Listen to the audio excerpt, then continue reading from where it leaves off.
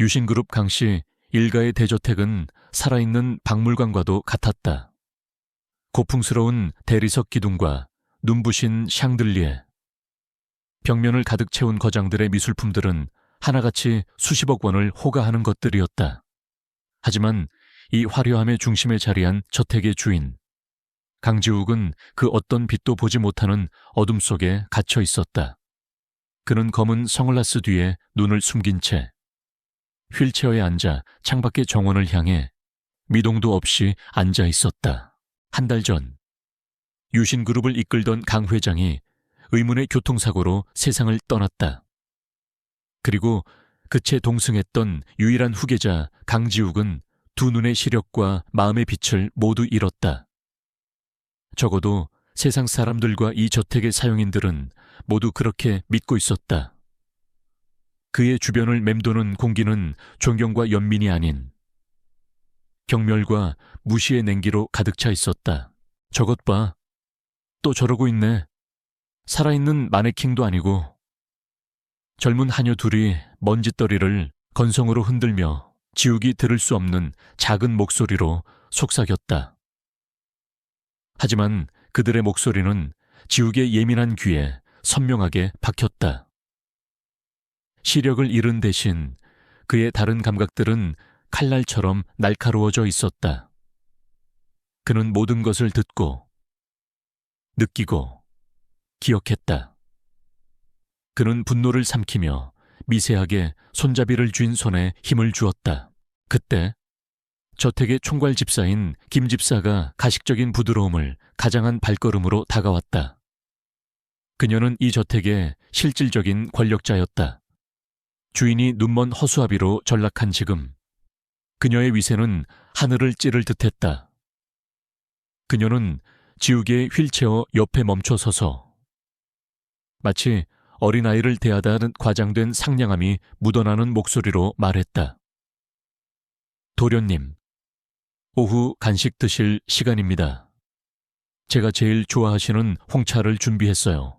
하지만 그녀가 테이블 위에 내려놓은 찻잔에서는 김이 거의 피어오르지 않았다. 지욱은 찻잔으로 손을 뻗는 척하며 손끝으로 온도를 확인했다. 미지근했다. 이것은 명백한 태만이자 무시였다. 하지만 그는 아무 말도 하지 않았다. 지금은 때가 아니었다. 그는 그저 힘없는 목소리로 고맙다고 말할 뿐이었다.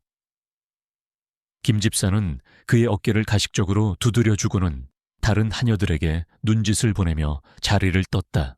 점심 식사 시간은 그가 겪는 수모가 절정에 달하는 순간이었다.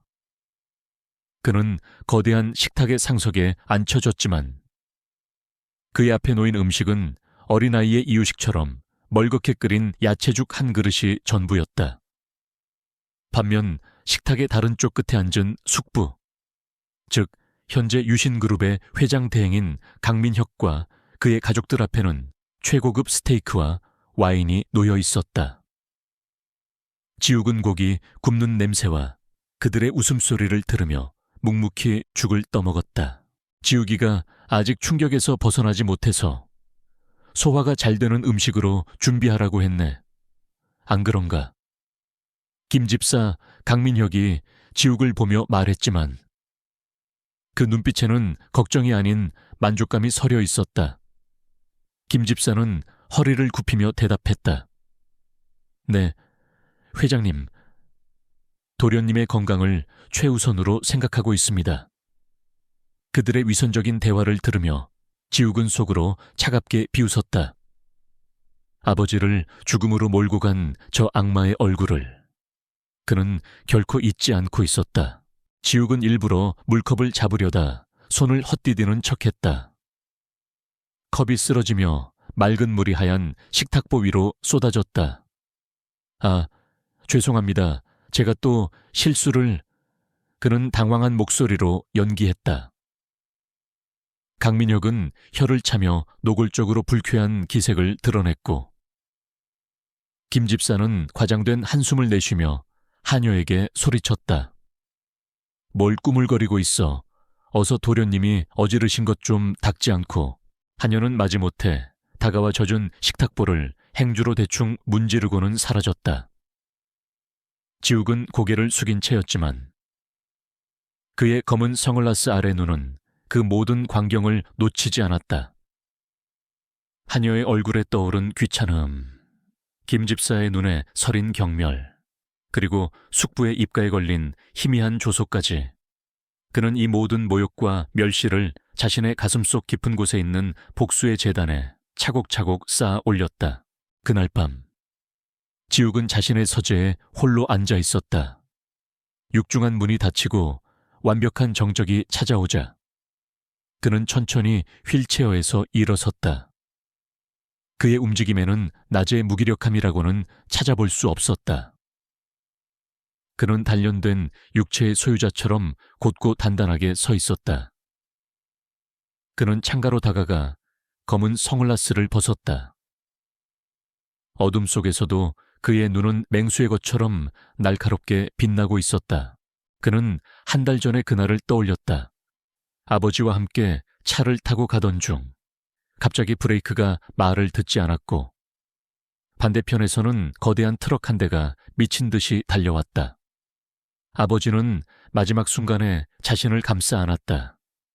그리고 지욱은 충돌 직전 트럭 운전석에서 희미하게 웃고 있던 남자의 얼굴을 보았다. 그 남자는 숙부 강민혁의 수족 중 한 명이었다. 이것은 사고가 아닌 완벽하게 계획된 살인이었다. 그는 기적적으로 살아남았지만 적들이 자신을 끝까지 노릴 것이라는 사실을 알았다. 그래서 그는 스스로를 어둠 속에 가두었다. 눈이 먼 무력한 후계자를 연기하며 적들의 경계심을 풀고 그들이 스스로 꼬리를 드러내기를 기다리고 있었다. 한여들의 무시는 그의 계획에 있어 사소한 소음일 뿐이었지만 동시에 인간의 본성에 대한 깊은 혐오감을 느끼게 했다. 그때 그의 주머니 속에서 휴대폰이 짧게 진동했다. 암호화된 메시지였다. 예정대로 윤서연 아가씨, 내일 오후 2시 저택 도착. 메시지를 확인한 지욱의 입가에 처음으로 희미한 미소가 떠올랐다. 윤서연, 대한민국 최고의 호텔 체인을 소유한 태성그룹의 외동딸이자 그의 약혼녀, 그리고 그의 비밀을 아는 유일한 사람이었다. 그녀의 등장은 이 지옥 같은 저택에 불어 닥칠 폭풍의 전조였다. 무대가 준비되었으니 이제 여주인공이 등장할 차례군. 지욱은 자신의 진짜 방역을 함께할 유일한 동맹의 도착을 기다리며 다시 한번 복수의 칼날을 갈았다. 그의 눈빛은 칠흑 같은 어둠 속에서 더욱 차갑고 강렬하게 타오르고 있었다.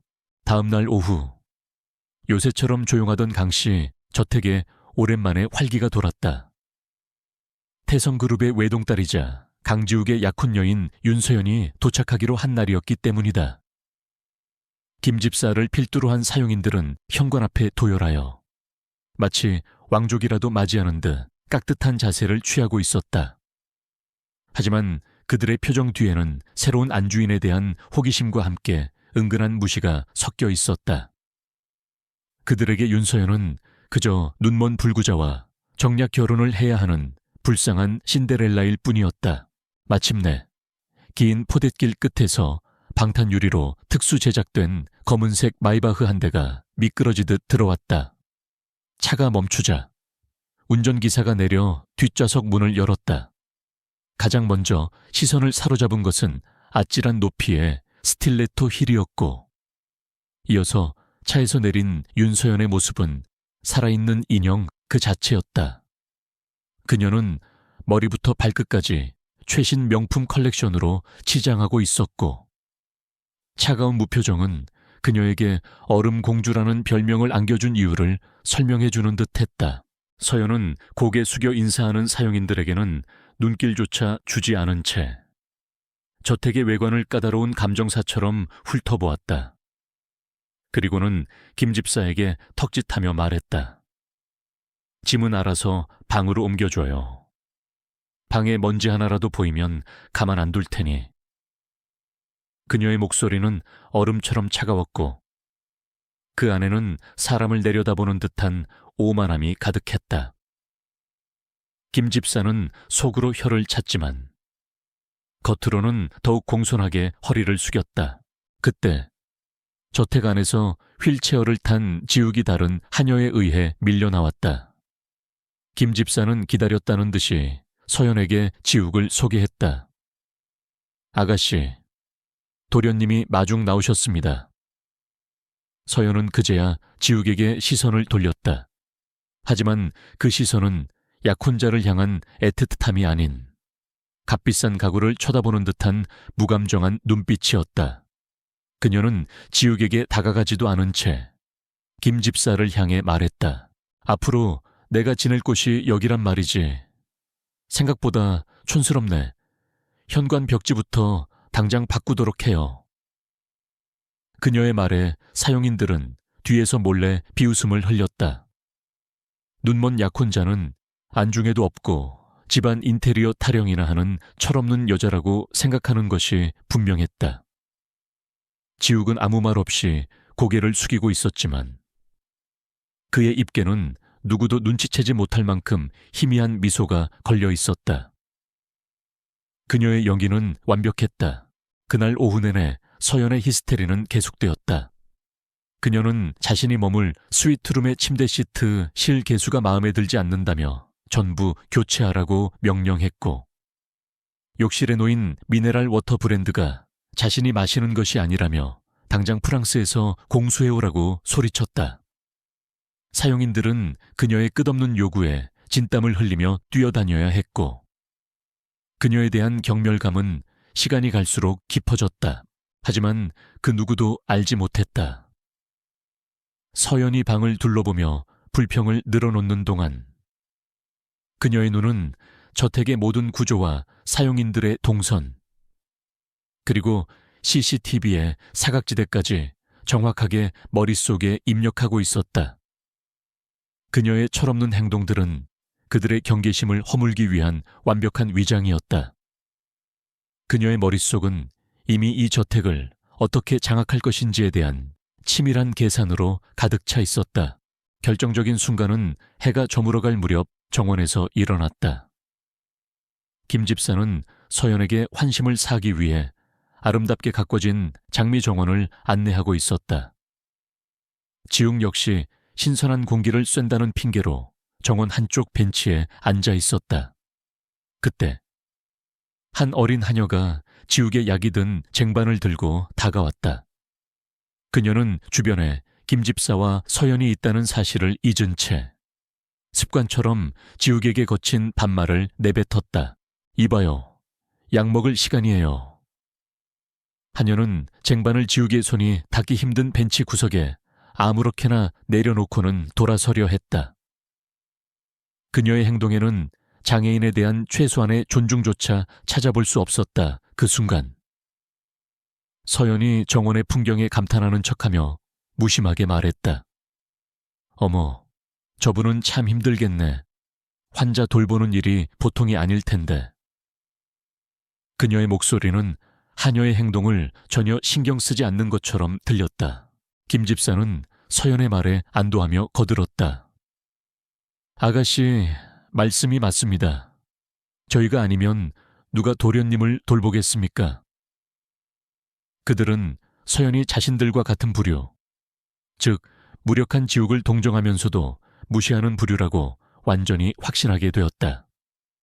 하지만 그들이 보지 못한 것이 있었다. 무심한 말을 내뱉는 순간 서연의 눈빛이 칼날처럼 차갑게 번뜩였다는 사실을.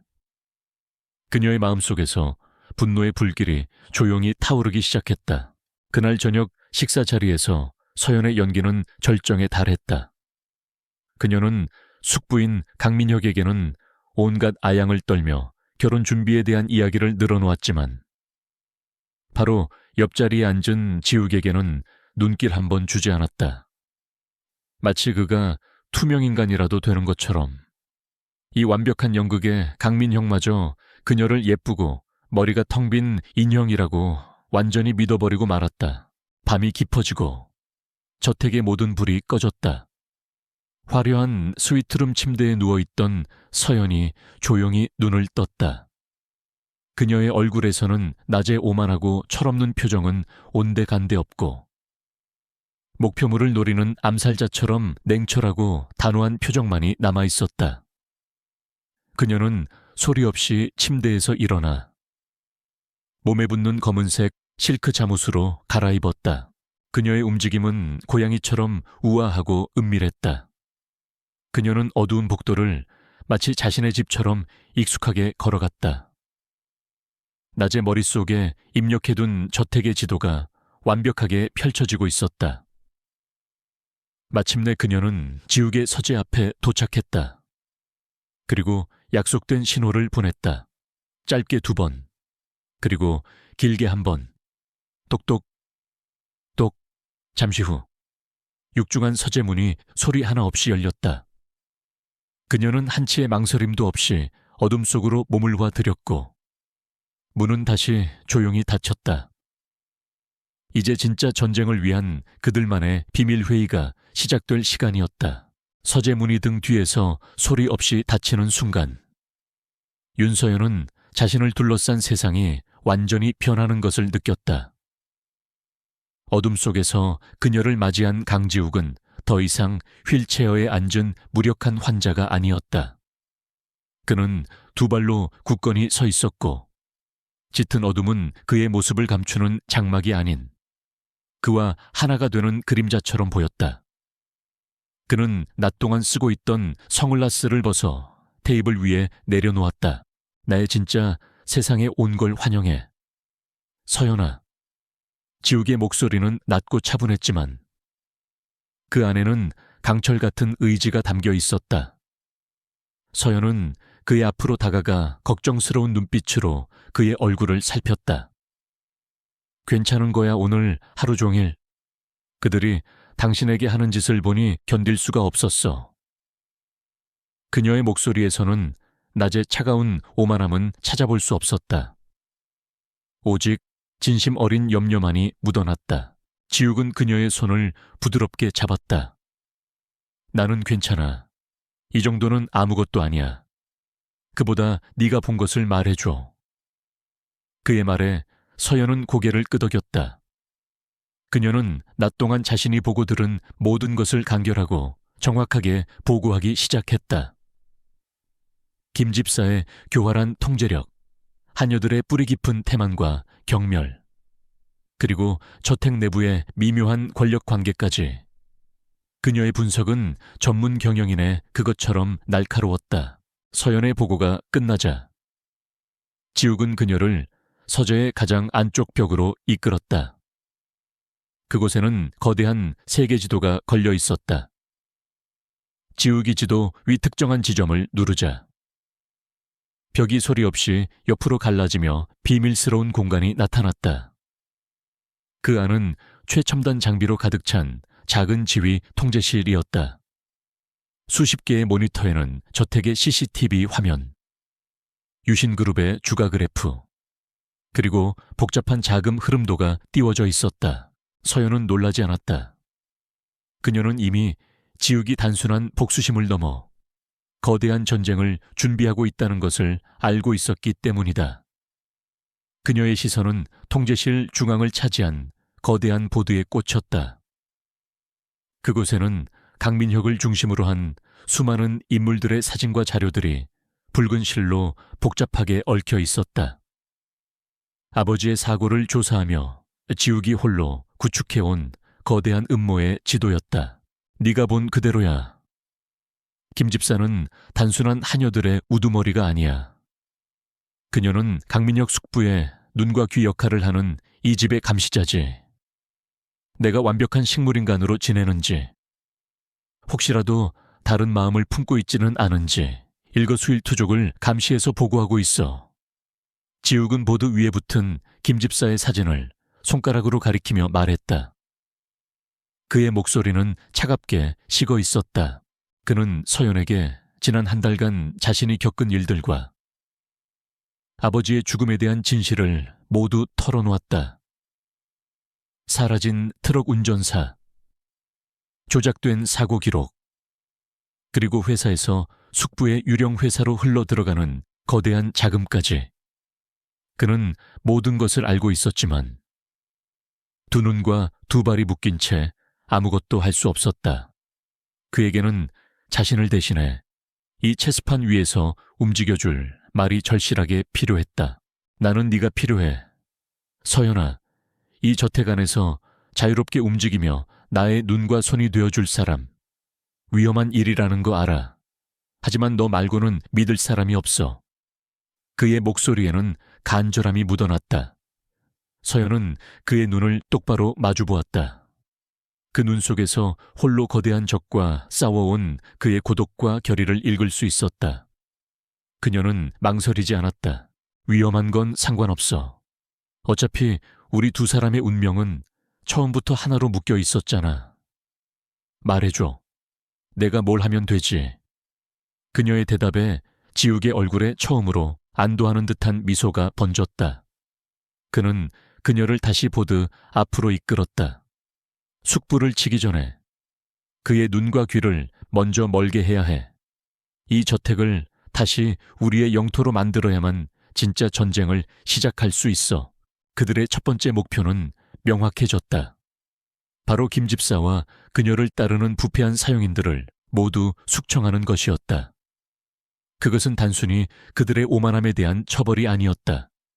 적의 정보망을 차단하고 이 저택을 안전한 기지로 확보하며 동시에 강민혁에게 보내는 강력한 경고 메시지이기도 했다. 당신이 알던 강지욱은 이제 죽었다는 것을 알리는 신호탄이었다. 서연의 입가에 차가운 미소가 걸렸다. 그건 나한테 맡겨줘. 그들은 나를 세상 물정 모르는 철부지 공주님으로 알고 있으니까. 샤넬 옷을 입은 악몽이 어떤 건지 똑똑히 가르쳐 주겠어. 그녀의 자신감 넘치는 모습에 지욱도 미소로 화답했다. 그는 서랍을 열어 작은 보석 상자를 꺼냈다. 상자 안에는 눈부시게 빛나는 다이아몬드 브로치가 들어있었다. 선물이야. 하지만 평범한 브로치는 아니지. 지욱이 브로치를 들어보였다. 중앙의 다이아몬드는 초고화질 카메라이자 고성능 마이크야. 앞으로 외출할 때를 제외하고는 항상 착용하고 있어줘. 네가 보고 듣는 모든 것이 실시간으로 이곳에 저장될 거야. 그는 브로치 외에도 만년필, 귀걸이 등으로 위장한 여러 개의 초소형 장비들을 그녀에게 건네주었다. 이제 모든 준비는 끝났다. 서연은 지욱에게서 건네받은 장비들을 자신의 파우치에 조심스럽게 챙겨 넣었다. 두 사람은 나란히 서서 거대한 음모의 지도를 바라보았다. 한때는 정략 결혼의 상대였던 그들은 이제 거대한 악에 맞서 싸우는 가장 굳건한 동맹이 되어 있었다. 지욱이 나지막이 말했다. 먼저 내 집을 되찾는다. 그리고 내 회사를 되찾을 거야. 서연은 고개를 끄덕였다. 그녀의 눈은 모니터의 희미한 불빛을 받아 차갑게 빛나고 있었다. 진짜 교육은 이제부터 시작이야. 적의 심장부, 그 가장 깊숙한 곳에서. 두 젊은 사자의 비밀스러운 방역이 조용히 막을 올리고 있었다. 비밀스러운 동맹을 맺은 다음 날 아침. 강씨 저택에는 전날보다 훨씬 더 팽팽한 긴장감이 감돌았다. 윤서연은 작전의 첫 단추를 끼우기 위해 아침 식사 시간부터 포문을 열었다. 그녀는 갓 내린 커피의 향이 마음에 들지 않는다며 퇴짜를 놓았고 토스트가 10초 더 구워졌다며 주방장을 호출하라고 소리쳤다. 그녀의 까다로운 행패에 사용인들의 얼굴에는 노골적인 피로와 짜증이 서려 있었다. 김 집사는 서연의 비위를 맞추기 위해 진땀을 흘렸지만 속으로는 그녀를 한심하게 여기고 있었다. 고작 커피와 빵 문제로 아침부터 소란을 피우는 철없는 아가씨. 그녀는 서연을 완벽하게 얕보고 있었다. 그리고 그것이 바로 서연이 원하는 바였다. 그녀는 김 집사와 사용인들의 관심이 온통 자신의 변덕스러운 행동에 쏠려 있는 동안 조용히 작전을 개시했다. 이 집 서재는 관리가 전혀 안 되어 있네요. 책에서 곰팡이 냄새가 나는 것 같아요. 오늘 안으로 모든 책을 꺼내서 먼지를 털고 다시 정리하도록 하세요.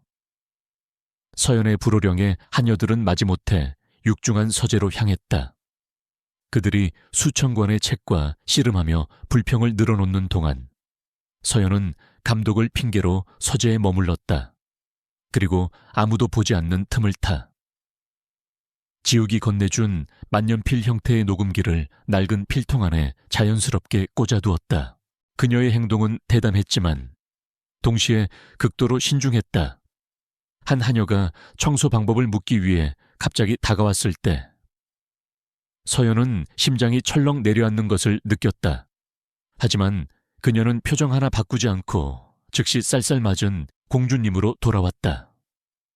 그런 것까지 내가 일일이 가르쳐줘야 하나요? 저기 책장 위 먼지나 제대로 닦아요. 그녀의 호통에 하녀는 겁을 먹고 황급히 물러났다. 서연이 낮 동안 저택 곳곳을 휘저으며 소란을 피우는 동안 지욱은 비밀 통제실에서 그녀가 보내오는 실시간 영상과 음성을 확인하고 있었다. 그는 서연이 착용한 다이아몬드 브로치 카메라를 통해 그녀의 시선으로 저택을 보고 그녀의 귀로 사용인들의 대화를 들었다. 모니터 속에서 펼쳐지는 광경은 그의 예상을 뛰어넘을 정도로 추악했다. 사용인들은 서연이 보이지 않는 곳에서는 노골적으로 게으름을 피웠다. 청소는 눈에 보이는 곳만 대충 흉내냈고 창고나 비품실에 모여 스마트폰으로 드라마를 보거나 수다를 떠는 모습이 계속해서 포착되었다. 특히 그들이 나누는 대화는 가관이었다. 그들은 지욱의 장애를 비웃고 서연의 어리석음을 조롱하며 온갖 저속한 농담을 주고받았다. 그 얼음 공주라는 애, 알고 보니 그냥 머리가 얼어붙은 거였어. 눈먼 도련님의 철없는 약혼녀라니. 아주 환상의 커플이야. 김 집사님 말로는 저러다 금방 지쳐서 나가 떨어질 거래. 그들의 모든 대화는 고스란히 녹음되어 지욱의 컴퓨터에 차곡차곡 증거 파일로 저장되었다. 지욱은 차가운 분노를 씹어삼키며 모니터를 응시했다. 서연의 작전은 저녁까지 계속되었다. 그녀는 저녁 식사 후 자신의 친구들을 초대해 티파티를 열겠다며 응접실을 꾸미라고 지시했다. 사용인들이 테이블을 놓고 그릇을 세팅하는 동안 그녀는 응접실 한가운데 놓인 화병에 꽃을 직접 꽂으며 자연스럽게 접근했다. 그리고 아무도 눈치채지 못하게 잎사귀 모양으로 위장된 초소형 도청 장치를 화병의 뒷면에 부착했다. 이제 저택의 가장 중요한 공간 중 하나가 그녀의 감시망 안에 들어온 것이다. 김 집사는 서연의 유치한 행동에 완벽하게 속아 넘어갔다. 그녀는 서연이 제풀에 지쳐 포기할 것이라 확신하며 하녀들에게 대충 비위만 맞춰주라고 지시했다. 그녀는 서연 앞에서 쩔쩔매는 연기를 하다가도 돌아서서는 경멸의 미소를 짓곤 했다. 하지만 그녀의 그 모든 위선적인 행동과 표정 또한 서연의 브로치 카메라에 빠짐없이 기록되고 있었다. 밤이 깊어지고 서연은 다시 지욱의 비밀 서재를 찾았다. 두 사람은 낮 동안 수집된 엄청난 양의 증거 자료들을 함께 검토했다. 한여들의 태만과 절도, 그리고 인격 모독적인 대화들은 그들을 해고하고도 남을 만큼 충분했다. 하지만 그 증거들 속에서 정작 핵심인 김 집사의 결정적인 비리 행위는 찾아볼 수 없었다. 그녀는 여우처럼 교활하게 자신의 꼬리를 감추고 있었다. 지욱이 모니터 속 김 집사의 영상을 보며 말했다. 역시 보통이 아니야. 수십 년간 이 집에서 도둑질을 해온 베테랑이지. 좀 도둑들과는 달라. 결정적인 증거 없이는 절대 발뺌하지 못하게 만들 수 없을 거야. 그의 말에 서연은 동의했다. 그녀는 김 집사의 오만하고 탐욕스러운 얼굴을 떠올렸다. 그리고 그녀의 머릿속에 새로운 계획이 떠올랐다. 탐욕스러운 사람은 더 큰 탐욕 앞에 반드시 무너지게 되어 있어. 서연이 차가운 미소를 지으며 말했다. 그녀가 그냥 지나칠 수 없는 아주 달콤한 미끼를 던져줄 거야. 스스로 함정 속으로 걸어 들어오도록. 그녀의 눈빛은 이제 막 먹잇감을 발견한 사냥꾼처럼 예리하게 빛나고 있었다. 진짜 교육계 이막이 오르기 위한 새로운 계획이 세워지고 있었다. 서유진이 계획한 달콤한 미끼는 김 집사의 탐욕을 정면으로 겨냥했다. 다음 날 오후, 서연은 일부러 응접실 창가에 앉아 아버지와 통화하는 연기를 시작했다. 그녀는 김 집사가 근처에서 자신의 대화를 엿듣고 있다는 것을 이미 알고 있었다. 그녀의 목소리는 평소보다 한 톤 높았고 철없는 부잣집 딸의 그것처럼 들렸다. 네, 아빠 결혼 선물로 보내주신 현금 5억 원. 잘 받았어요. 역시 우리 아빠가 최고야. 은행은 믿을 수가 없어서. 당분간 제 방 금고에 넣어두고 예쁜 그림이나 하나 살까 봐요. 현금 5억 원이라는 단어가 김 집사의 귓가의 꿀처럼 달콤하게 박혔다. 그녀는 아무렇지 않은 척 화초에 물을 주었지만 그녀의 눈은 이미 탐욕의 불길로 번뜩이고 있었다. 잠시 후 서연은 보란듯이 커다란 명품 가방을 들고 저택으로 들어왔다. 가방은 돈다발로 가득 찬 것처럼 묵직해 보였다. 그녀는 가방을 소중하게 끌어안고 자신의 방으로 직행했고 뒤따라오던 하녀에게 쌀쌀맞게 쏘아붙였다. 이 가방은 절대 건드리지 마. 아주 중요한 거니까. 이 소문은 저택의 사용인들 사이에 순식간에 퍼져나갔고 그들의 마음속에 잠들어 있던 어두운 욕망을 일깨웠다. 거액의 현금이라는 미끼가 던져지자 저택의 분위기는 눈에 띄게 달라졌다. 김 집사와 그녀의 하수인들은 곧 일확천금을 손에 쥘 수 있다는 생각에 들떠 자신들의 본분을 완전히 잊어버렸다. 그들의 테마는 이제 게으름을 넘어 거의 사보타주에 가까운 수준이 되었다. 그들은 청소를 건너뛰었고 식사 시간을 제멋대로 어겼으며 심지어 지우개 휠체어를 밀다가 일부러 덜컹거리게 만드는 위험한 장난까지 서슴지 않았다. 그들의 오만함은 하늘을 찔렀다. 어차피 곧 이 지긋지긋한 하녀 노릇도 끝이라는 생각에 그들은 더 이상 주인 앞에서 최소한의 예의를 차릴 필요조차 느끼지 못했다. 서연은 그 모든 것을 지켜보며 속으로 차갑게 웃었다. 덫에 걸린 쥐들이 마지막 발악을 하는 모습은 우습기 그지없었다. 그녀는 그들의 오만함이 절정에 달했을 때 그들의 숨통을 끊어놓을 생각이었다.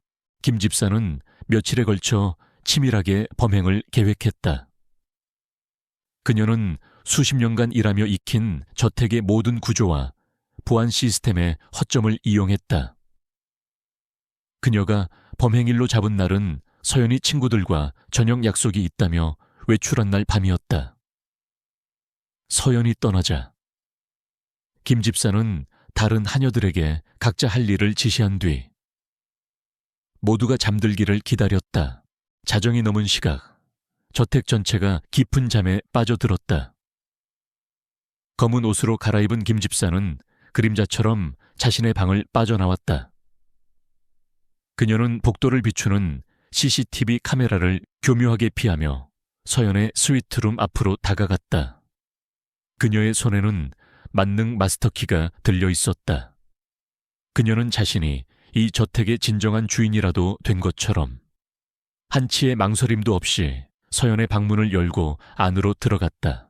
그녀의 모든 행동은 방 안에 설치된 여러 대의 초소형 카메라에 의해 남김없이 촬영되고 있었다. 그녀는 익숙하게 벽난로 뒤에 숨겨진 비밀 금고를 찾아냈다. 서연이 일부러 흘려놓은 정보를 통해 알아낸 비밀번호를 누르자 묵직한 금고문이 소리 없이 열렸다. 금고 안에는 약속이라도 한 듯 5만 원권 지폐가 가득 담긴 돈, 가방이 놓여 있었다. 김 집사의 얼굴에 황홀한 미소가 번졌다. 그녀는 평생 만져보지 못할 거액의 현금 앞에서 이성을 잃었다. 그녀는 돈가방을 자신의 가방에 옮겨 담으며 자신의 완벽한 범죄에 스스로 감탄했다. 눈먼 도련님과 멍청한 아가씨를 속이는 것은 식은 죽 먹기보다 쉬웠다.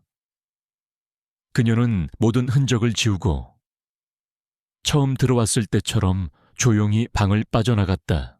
그녀가 자신의 방으로 돌아가 훔친 돈을 세어보며 희열에 빠져 있는 동안 지우개 비밀 통제실에서는 또 다른 광경이 펼쳐지고 있었다.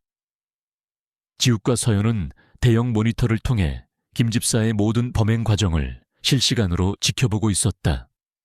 금고를 열고 돈을 챙기는 그녀의 탐욕스러운 얼굴이 화면 가득 클로즈업 되었다. 모든 것이 그들의 계획대로였다. 서연은 조용히 차를 한 모금 마셨다. 그녀의 얼굴은 완벽한 승리를 거둔 장군의 그것처럼 평온했다. 쥐가 치즈를 물었네. 그녀의 나지막한 말에 지욱이 고개를 끄덕였다. 그의 얼굴에는 분노가 아닌 차가운 결의가 서려 있었다. 그는 이제 마지막 단계를 실행할 준비가 되어 있었다. 이제 덫을 닫을 시간이야. 지욱은 휴대폰을 들어 익숙한 번호로 전화를 걸었다. 그의 목소리는 낮았지만 그 안에는 거스를 수 없는 명령의 힘이 담겨 있었다. 강민혁 숙부님께 연락해서 주말에 가족 만찬을 열겠다고 전하게. 내 약혼녀가 정식으로 인사를 드리고 싶어 한다고. 저택의 모든 사용인들이 참석해서 시중을 들어야 할 거라고도 덧붙이고 심판의 날을 위한 초대장이 마침내 발송되었다. 김 집사가 서유진의 미끼를 삼킨 후 며칠 동안 강씨 저택의 공기는 더욱 불쾌하게 변했다. 일확천금의 꿈에 부푼 김 집사와 그녀의 하수인들은 이제 대놓고 주인을 무시했다. 그들은 자신들이 저지르는 태만이 더 이상 발각될 리 없다고 확신했다. 어차피 눈먼 주인은 아무것도 보지 못하고 어리석은 약혼녀는 아무것도 알지 못했으니까. 그들의 오만함은 스스로를 파멸로 이끄는 급행열차와도 같았다. 김 집사는 틈만 나면 자신의 방에 틀어박혀 훔친 돈을 세어보거나 해외 부동산 사이트를 검색하며 행복한 은퇴 계획을 세웠다. 그녀는 곧 이 지긋지긋한 저택을 떠나 호화로운 삶을 살게 될 것이라 믿었다. 그런 그녀에게 강지욱과 윤서연은 이제 안중에도 없는 존재였다. 그녀의 머릿속에는 오직 5억 원이라는 숫자만이 맴돌고 있었다. 바로 그때 서연이 계획의 다음 단계를 실행에 옮겼다. 그녀는 김 집사를 찾아가 조금은 들뜬 그리고 여전히 철없는 목소리로 말했다. 김 집사님, 이번 주 토요일에 가족 만찬을 열고 싶어요. 숙부님께 정식으로 인사를 드리는 자리이니 완벽하게 준비해 주세요. 김 집사는 귀찮은 기색을 감추고 상냥한 미소를 지으며 대답했다. 물론입니다. 아가씨, 어떻게 준비해 드릴까요? 서연은 마치 대단한 계획이라도 발표하는 아이처럼 손뼉을 치며 말했다. 음식은 7코스 요리로 하고 가장 좋은 은식기를 사용해 주세요. 그리고 가장 중요한 건 저택의 모든 사용인들이 정복을 차려입고 식사 시중을 들어야 한다는 거예요. 우리 가문의 격을 보여드려야 하니까요. 그 요구는 김 집사의 의심을 사기는커녕 그녀의 허영심을 만족시켜 주었다. 그녀는 이 저택의 총괄 집사로서 자신의 능력을 마지막으로 과시할 좋은 기회라고 생각했다. 강민혁 회장 대행에게도 공식적인 초대장이 전달되었다. 그는 조카의 유치한 가족 만찬 놀이에 어울려줄 시간이 없었지만 낌새를 살필 좋은 기회라고 판단했다. 김 집사는 지욱이 여전히 폐인 상태이며 약혼녀는 머리가 텅 빈 인형에 불과하다고 꾸준히 보고해왔다. 그는 자신의 눈으로 직접 그 바보 커플의 모습을 확인하고 싶었다. 그는 흔쾌히 초대에 응했다. 심판의 날이 다가오는 동안 지욱의 비밀 통제실은 그 어느 때보다 분주하게 돌아갔다. 서연은 안민준, 초의 실장과 함께 밤을 새워가며 증거들을 최종적으로 정리했다. 그들은 단순한 증거의 나열이 아닌 한편의 완벽한 다큐멘터리를 만들고 있었다. 영상은 하녀들의 사소한 태만과 조롱으로 시작하여 점차 수위 높은 절도 행각으로 이어지고 김 집사의 현금 절도 장면에서 클라이맥스를 맞이하도록 편집되었다. 안민주는 만찬이 열릴 다이닝홀의 대형 스크린과 음향 시스템을 원격으로 제어할 수 있도록 모든 기술적인 준비를 마쳤다. 최 실장은 김 집사와 한여들의 범죄 행위에 대한 법률적 검토를 끝내고 그들을 기소할 모든 서류 작업을 완료했다. 이제 남은 것은 배우들이 무대 위로 오르는 것뿐이었다. 모든 준비는 완벽했다. 만찬 당일, 저택은 아침부터 분주했다. 사용인들은 투덜거리면서도 김 집사의 불호령에 따라 저택 구석구석을 청소하고 먼지 쌓인 은식기를 닦았다. 그들은 자신들이 닦고 있는 바로 그 식기 중 일부를 자신들이 훔쳤다는 사실조차 잊은 듯했다. 김 집사는 마지막으로 총괄 집사로서의 위엄을 뽐내며 하녀들의 복장과 머리 모양까지 일일이 검사했다. 지욱과 서연 역시 각자의 역할에 맞는 준비를 했다. 지욱은 평소처럼 단정한 검은색 정장을 입고 감정 없는 얼굴을 검은 선글라스 뒤에 숨겼다. 서연은 그날따라 더욱 화려하게 치장했다. 그녀는 눈부신 순백색 드레스를 입고 수억 원을 호가하는 다이아몬드 목걸이를 착용했다. 그리고 그녀의 드레스 기세는 모든 것을 기록할 다이아몬드 브로치가 보석처럼 빛나고 있었다. 저녁 시간이 되자 약속이라도 한 듯 강민혁 회장 대행을 태운 차가 저택 현관 앞에 도착했다. 그는 위선적인 미소를 지으며 차에서 내렸고 김 집사를 필두로 한 사용인들이 90도로 허리를 숙여 그를 맞이했다. 그는 마치 자신이 이 집의 진짜 주인이라도 된 것처럼 거만한 태도로 안으로 들어섰다. 그는 곧 펼쳐질 광경을 전혀 예상하지 못하고 있었다. 다이닝홀 위의 모든 준비는 완벽했다. 길고 우아한 테이블 위에는 최고급 식기들이 정갈하게 놓여 있었고 촛불이 은은하게 실내를 밝히고 있었다. 강민혁이 상석에 앉자 지욱이 휠체어를 타고 서연과 함께 입장했다. 서연은 우아하게 지욱의 휠체어를 밀며 강민혁에게 다가가 인사를 건넸다. 그녀의 얼굴에는 순진무구한 미소가 걸려 있었다. 모든 배우들이 제자리에 섰고 무대는 완벽하게 준비되었다. 김 집사는 만족스러운 표정으로 주방의 마지막 지시를 내렸다. 하녀들은 샴페인을 들고 조용히 이사들 뒤에 섰다. 겉으로 보기에 모든 것은 완벽하고 평화로운 가족 만찬의 모습이었다. 하지만 그 평화로운 수면 아래에서는 거대한 폭풍이 조용히 몰아치고 있었다. 심판의 막이 이제 오르기 직전이었다. 가족 만찬은 겉으로 보기에는 화기애애한 분위기 속에서 시작되었다. 최고급 샴페인이 잔을 채우고 눈과 입을 모두 즐겁게 하는 전체 요리가 차례대로 나왔다. 강민혁은 이 저택의 주인이 자신인 것처럼 행세하며 와인에 대한 지식을 뽐내거나 해외 사업에 대한 이야기를 늘어놓았다. 그는 윤서연에게는 값비싼 보석처럼 대했고 강지욱에게는 존재하지 않는 사람처럼 대했다. 김 집사와 사용인들은 훈련된 기계처럼 완벽하게 움직였다.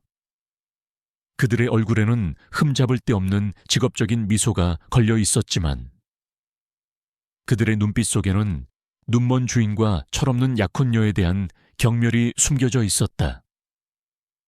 그들은 자신들이 곧 이 지긋지긋한 연극의 마지막 장을 장식하고 있다는 사실을 전혀 알지 못했다. 그들은 자신들이 심판의 대상이라는 것을 꿈에도 생각지 못했다. 메인 요리인 스테이크가 나오고 분위기가 무르익었을 무렵 마침내 윤서연이 움직였다. 그녀는 우아하게 자리에서 일어나 맑은 소리가 나는 와인잔을 가볍게 두드렸다. 모든 사람의 시선이 그녀에게 집중되었다. 강민혁은 그녀가 결혼에 대한 상투적인 감사 인사라도 할 것이라 예상하며 지루한 표정을 지었다. 하지만 서연의 입에서 나온 말은 모두의 예상을 완전히 빗나갔다. 디저트가 나오기 전에 제가 이 자리를 위해 특별히 준비한 짧은 영상을 함께 보시고 싶습니다. 그녀의 목소리는 더 이상 가늘고 칭얼거리는 톤이 아니었다. 그것은 회의장을 장악하는 CEO처럼 낮고 힘있는 목소리였다. 이 집을 위해 헌신하는 사용인들의 노고를 기리기 위해 만들었답니다. 그녀의 말에 김 집사와 한녀들의 얼굴에 의아함과 함께 희미한 불안감이 스쳐 지나갔다. 서연이 고개를 까딱하자 다이닝홀의 조명이 은은하게 어두워졌다. 그리고 그녀의 뒤에 있던 거대한 풍경화가 소리 없이 위로 올라가며 그 자리에 숨겨져 있던 대형 스크린이 모습을 드러냈다. 강민혁이 서연아, 이게 무슨 유치한 장난이냐 라며 짜증 섞인 목소리를 내뱉는 순간 영상이 시작되었다. 첫 화면은 평화로운 저택의 일상 모습이었다. 하지만 곧이어 하녀들이 창고에서 잠을 자거나 주방 구석에 모여 스마트폰으로 수다를 떠는 장면들이 편집되어 나타났다. 그들의 얼굴이 화면에 클로즈업 될 때마다 식탁 뒤에 서 있던 하녀들의 얼굴은 조금씩 하얗게 질려갔다. 강민혁의 얼굴에서 미소가 사라지고 그는 눈살을 찌푸렸다. 영상은 점점 더 충격적으로 변해갔다. 하녀들이 주방에서 고급 식자재를 몰래 빼돌리는 장면, 정원사가 근무 시간에 술을 마시는 장면, 그리고 사용인 휴게실에 모여 지욱과 서연을 조롱하며 낄낄거리는 음성이 고스란히 흘러나왔다. 눈먼 장님의 머리 빈 공주님이라니 아주 코미디가 따로 없어. 그들의 목소리가 다이닝홀 전체에 울려 퍼지자 해당 하녀들은 거의 울음을 터뜨릴 지경이었다. 그리고 마침내 영상의 클라이맥스가 찾아왔다. 화면은 어두운 복도를 비췄고 검은 옷을 입은 김 집사가 고양이처럼 살금살금 걸어가는 모습이 나타났다. 그녀가 서연의 방에 들어가고 비밀 금고를 열고 그 안에서 돈다발을 꺼내 자신의 가방에 쓸어 담는 모든 과정이 여러 각도에서 촬영된 초고화질 영상으로 생생하게 중계되었다. 자신의 탐욕스러운 얼굴이 화면 가득 클로즈업되는 순간 김 집사는 비명을 지르며 손에 들고 있던 은쟁반을 바닥에 떨어뜨렸다. 쨍그랑하는 날카로운 파열음과 함께 영상이 끝났다. 다이닝홀의 조명이 다시 밝아졌고 방 안에는 무거운 침묵만이 감돌았다. 모든 시선이 사색이 된 채 부들부들 떨고 있는 김 집세계로 향했다. 그녀는 아닙니다. 저건 조작이에요. 저 여자가 날 함정에 빠뜨린 거라고요. 라고 외쳤지만 그 외침은 공허한 발악일 뿐이었다. 서연은 얼음처럼 차가운 목소리로 입을 열었다. 그녀는 자리에서 일어나 지욱의 휠체어 뒤에 서서 그의 어깨에 손을 올렸다. 그것은 명백한 연대와 선전포고의 표시였다. 지난 몇 달간 당신들은 주인을 업신여기고 주어진 신뢰를 배반했지. 주인은 눈이 멀었고 나는 어리석다고 생각했겠지. 반은 맞고 반은 틀렸어. 그는 당신들의 가련한 변명 따위에는 눈을 감으셨으니까. 바로 그때 다이닝홀의 문이 다시 열리고 제복을 입은 경찰관들과 유신그룹 법무팀 소속 변호사가 안으로 들어왔다. 변호사는 경찰에게 두꺼운 증거자료 파일을 건네며 말했다. 여기 있는 모든 사용인들을 절도, 횡령, 그리고 명예훼손 혐의로 정식 고소합니다. 경찰들이 다가와 울부짖는 김 집사와 한여들의 손에 수갑을 채우기 시작했다. 강민혁은 그 모든 광경을 망견자실한 표정으로 지켜보았다. 그는 도둑질 따위에 놀란 것이 아니었다. 그는 이 모든 것을 계획하고 실행한 서연의 치밀함과 대담함에 충격을 받았다. 그는 처음으로 그녀를, 그리고 그녀 뒤에서 미동도 없이 앉아있는 지욱을 진정한 적으로 인식하기 시작했다. 그의 저택 안정보망은 단 1시간 만에 완벽하게 파괴되었다. 사용인들이 모두 끌려 나간 후 다이닝홀에는 3사람만이 남았다. 강민혁은 분노와 당혹감이 뒤섞인 눈으로 서연과 지욱을 노려보았다. 서연은 마치 아무 일도 없었다는 듯 우아하게 자신의 와인잔을 들어 한 모금 마셨다. 진짜 교육은 끝났다. 저택은 정화되었다. 그리고 진짜 적에게 보내는 메시지는 분명하게 전달되었다. 우리는 당신을 보고 있다. 그리고 이제 당신 차례다. 강민혁을 태운 차가 저택을 빠져나가는 순간 그의 머릿속은 지옥 같은 혼란에 휩싸였다. 그는 자신이 완전히 속았다는 것을 깨달았다. 어리석은 인형인 줄 알았던 윤서연은 사실 날카로운 칼날을 품은 암살자였고, 눈먼 식물인간인 줄 알았던 강지욱은 그 모든 것을 뒤에서 조종한 진짜 주인이었다. 그는 평생 처음으로 진짜 두려움을 느꼈다. 그것은 사업에 실패할지도 모른다는 막연한 불안감이 아니었다. 모든 것을 잃고 감옥에 갈 수도 있다는 서늘하고 구체적인 공포였다. 그는 이대로 앉아서 당할 수만은 없다고 생각했다. 그들의 다음 공격이 시작되기 전에 먼저 선수를 쳐서 유신그룹을 완벽하게 장악해야만 했다. 조바심은 그의 냉철한 이성을 마비시키기 시작했다. 다음 날부터 강민혁은 미친 사람처럼 움직였다. 그는 이사들을 한 명씩 비밀리에 만나 회유하고 협박했다. 오랫동안 중립을 지켜오던 재무담당 초회 이사에게는 그의 아들의 병역 비리를 폭로하겠다고 협박했고, 다른 이사에게는 거액의 현금을 뇌물로 건넸다. 그의 행동은 점점 더 대담하고 무모해졌다. 예전에 그라면 결코 남기지 않았을 흔적들을 이제는 신경 쓸 겨를조차 없었다. 한편 완벽하게 정화된 강씨 저택에는 오랜만에 평화가 찾아왔다. 박진우 회장의 옛 충신이 새로 파견한 정직하고 유능한 사용인들은 조용하고 질서정연하게 저택을 관리했다. 지욱과 서연은 이제 더 이상 연기할 필요 없이 비밀 통제실에서 강민혁의 움직임을 실시간으로 감시하고 있었다.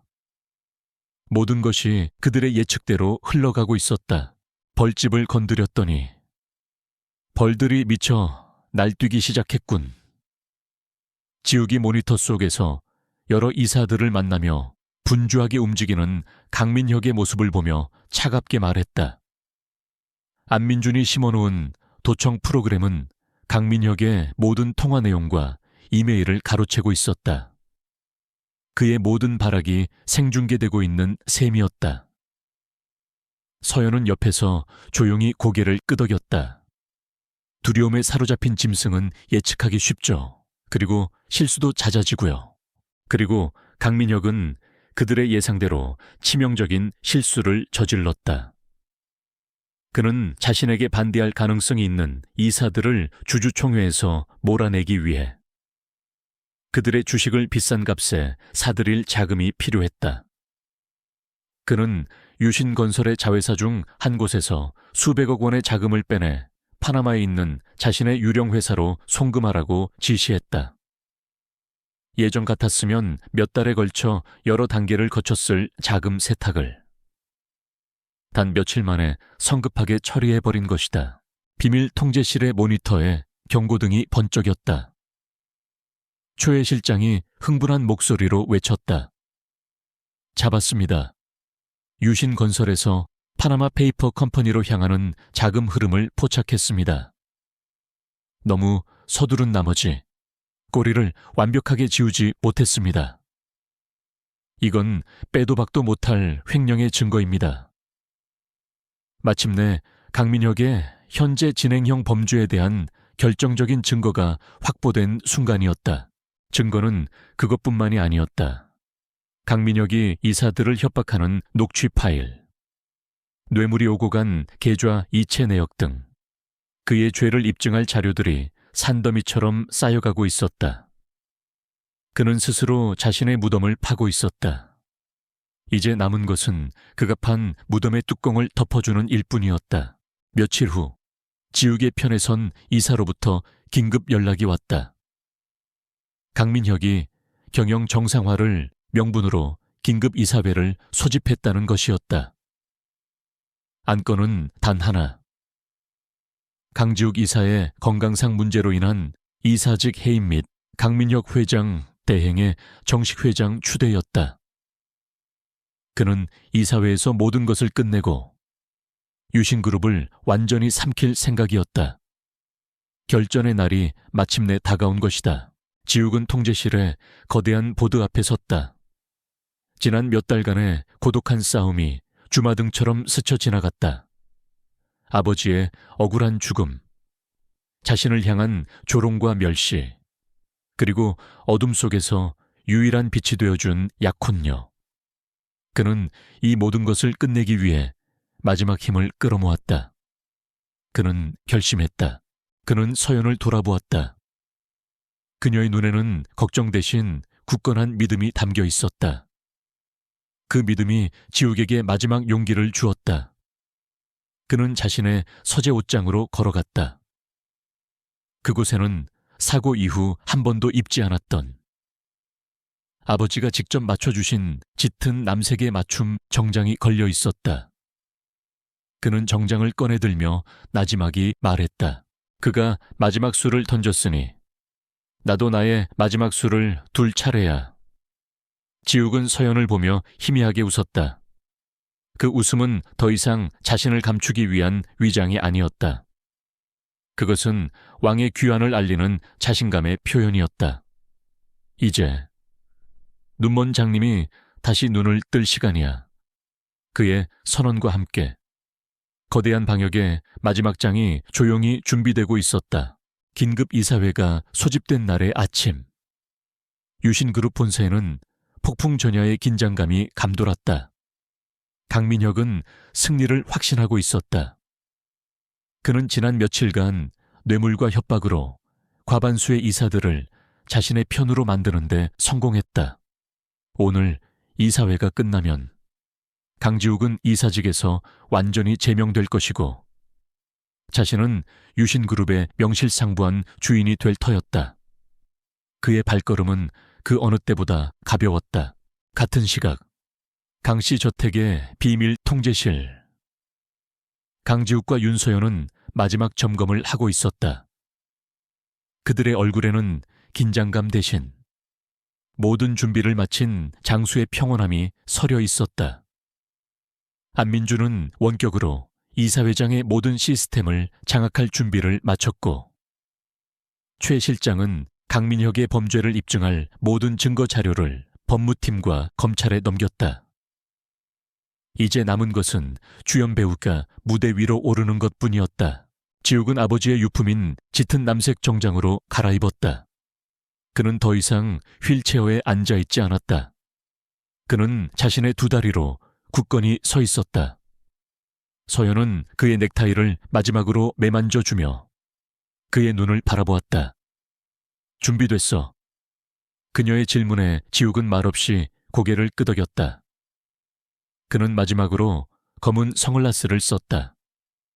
그것은 더 이상 약점을 감추기 위한 위장이 아니었다.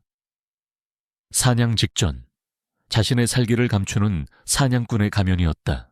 지욱과 서연이 유신그룹 본사 로비에 나타났을 때 모든 사람들의 시선이 그들에게 쏠렸다.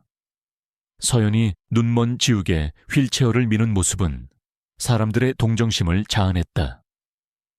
이미 회의실에 도착해 있던 강민혁은 로비의 CCTV 화면으로 그들의 모습을 보며 경멸의 미소를 지었다. 그는 저 가련한 연극이 오늘로 끝장날 것이라고 생각했다. 이사회는 강민혁의 주도에 시작되었다. 그는 비통한 표정을 지으며 조카인 지욱의 비극적인 건강 상태에 대해 길게 설명했다. 그는 지욱을 이사직에서 해임하는 것이 그를 위한 길이며 회사의 미래를 위한 어쩔 수 없는 선택이라고 역설했다. 그의 위선적인 연설에 몇몇 이사들은 동정의 눈빛을 보냈다.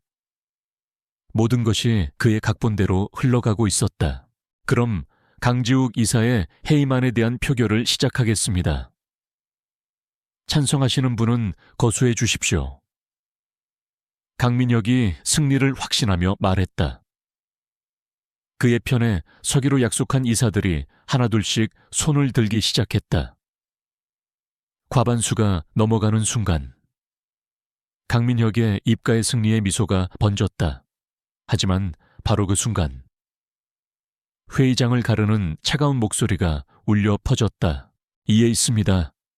목소리의 주인은 강지욱이었다. 회의실의 모든 사람들이 경악하며 그를 쳐다보았다. 그는 천천히, 하지만 조금의 망설임도 없이 휠체어에서 일어섰다. 그의 다리는 완벽하게 건강했다. 이사들은 유령이라도 본 것처럼 입을 떡 벌렸다. 강민혁의 얼굴은 하얗게 질려버렸다. 지욱은 천천히 자신의 얼굴에서 검은 선글라스를 벗었다. 감춰져 있던 그의 두 눈이 드러났다. 그 눈은 더 이상 공허하지 않았다. 왕의 위엄과 복수자의 냉혹함이 담긴 그의 눈은 정확하게 강민혁의 심장을 꿰뚫고 있었다. 제가 건강에 큰 문제가 있는 것처럼 말씀하시더군요. 숙부님, 천만에요. 저는 그 어느 때보다도 모든 것이 아주 선명하게 보입니다. 그가 말을 하는 동안 강민혁의 등 뒤에 있던 거대한 프레젠테이션 스크린이 지지직거리며 다른 화면으로 바뀌었다. 강민혁이 최 이사를 협박하던 지하 주차장의 CCTV 영상이 가장 먼저 나타났다. 최 이사를 협박하던 강민혁의 저열한 목소리가 회의실 전체에 울려 퍼졌다. 이사들은 경악을 금치 못했다. 화면은 쉴 새 없이 바뀌었다. 유신건설의 자금이 파나마 유령 회사로 흘러 들어간 회계장부, 강민혁이 사고 트럭 운전사와 비밀리에 통화한 내역, 그리고 마지막으로 체포된 김 집사가 모든 것을 자백하는 영상이 나타났다. 회장 대행님께서 도련님이 완벽한 폐인이 되었는지 감시하고 보고하라고 지시하셨습니다. 김 집사의 증언은 결정타였다. 강민혁의 제국은 단 몇 분 만에 잿더미로 변했다. 그가 뇌물과 협박으로 묶어두었던 이사들은 이제 그를 벌레 보듯 쳐다보고 있었다. 강민혁은 거짓말이야 모두 조작된 거라고 소리쳤지만 그의 외침은 아무런 힘이 없었다. 지욱은 테이블 끝에서 천천히 걸어와 넋이 나간 숙부 앞에 섰다. 당신은 아버지를 빼앗아갔고 내 회사를 빼앗으려 했으며 나를 어둠 속에 가두려 했지. 하지만 한 가지 잊은 게 있군. 숙부. 지욱의 목소리는 얼음처럼 차가웠다. 어둠 속에서도 늑대는 사냥하는 법을 잊지 않는다는 걸 말이야. 그의 말이 끝나기 무섭게 회의실 문이 활짝 열리고 검사들이 들이닥쳤다. 강민혁 씨, 고 강진석 회장 살인교사, 업무상 횡령 및 주가 조작 혐의로 긴급 체포합니다. 검사의 선언과 함께 강민혁의 손에 차가운 수갑이 채워졌다. 그는 발악하며 끌려나갔고 그에게 뇌물을 받았던 이사들 역시 조사를 받기 위해 연행되었다. 한때 왕국과도 같았던 회의실은 순식간에 텅 비어버렸다. 이제 회의실에는 지욱과 서연, 그리고 그들을 믿고 지지했던 몇몇 이사들만이 남았다. 그들은 모두 테이블 상석에 선 지욱을 바라보고 있었다. 그는 더 이상 눈먼 왕자가 아니었다. 그는 모든 시련을 이겨내고 자신의 왕좌를 되찾은 진정한 왕이었다. 그리고 그의 곁에는 그 어떤 왕비보다도 현명하고 강인한 파트너, 윤서연이 함께 서 있었다. 강지욱의 귀환은 유신그룹의 거대한 지각 변동을 일으켰다. 눈먼 왕자의 방역이라는 제목의 기사가 모든 언론의 한 면을 장식했다. 죽은 줄 알았던 사자가 돌아와 찬탈자의 목을 물어뜯은 이야기는 한 편의 드라마보다 더 극적이었고 대중은 새로운 영웅의 탄생에 열광했다. 강민혁과 그의 부역자들이 줄줄이 구속되면서 유신그룹의 주가는 일시적으로 폭락했지만 그것은 잠시뿐이었다. 강지욱은 곧바로 그룹의 임시 회장직에 올랐다. 그는 첫 공식 기자회견에서 과거의 모든 잘못을 인정하고 국민 앞에 고개 숙여 사죄했다. 그리고 투명 경영과 윤리 경영을 바탕으로 유신그룹을 완전히 새롭게 만들겠다는 청사진을 발표했다. 그의 진솔하고 힘있는 모습에 시장과 대중의 신뢰는 빠르게 회복되기 시작했다. 주가는 연일 상한가를 기록하며 이전보다 더 높은 곳으로 치솟았다. 혼란의 중심에는 언제나 윤서연이 함께 있었다. 그녀는 더 이상 철없는 약혼녀를 연기할 필요가 없었다. 그녀는 얼음공주라는 별명에 걸맞은 냉철한 판단력과 추진력으로 그룹의 구조조정과 개혁 작업을 이끌었다. 그녀는 강민혁이 남긴 부실 계열사들을 과감하게 정리하고 비효율적인 조직 문화를 혁신했다. 사람들은 그녀를 철의 여왕이라 부르며 경외했다. 한때 강민혁의 탐욕으로 가득 찼던 회장실은 이제 지욱과 서연의 새로운 지휘 통제실이 되었다. 그들은 밤낮으로 함께 일하며 무너진 제국을 재건했다. 그는 거시적인 비전과 방향을 제시했고 그녀는 그것을 현실로 만드는 구체적인 전략과 실행 계획을 세웠다. 그들의 파트너십은 완벽했고 그 과정에서 그들의 믿음과 사랑은 더욱 깊고 단단해졌다. 그들은 강민혁이 중단시켰던 지욱의 아버지가 생전에 마지막으로 추진했던 친환경 에너지 사업을 재개했다. 그것은 단순히 돈을 버는 사업이 아니었다. 아버지의 꿈과 유지를 잇는 아들로서의 약속이자 새로운 유신그룹의 정신을 상징하는 프로젝트였다. 두 사람은 이 프로젝트에 그룹의 미래를 걸고 모든 열정을 쏟아부었다.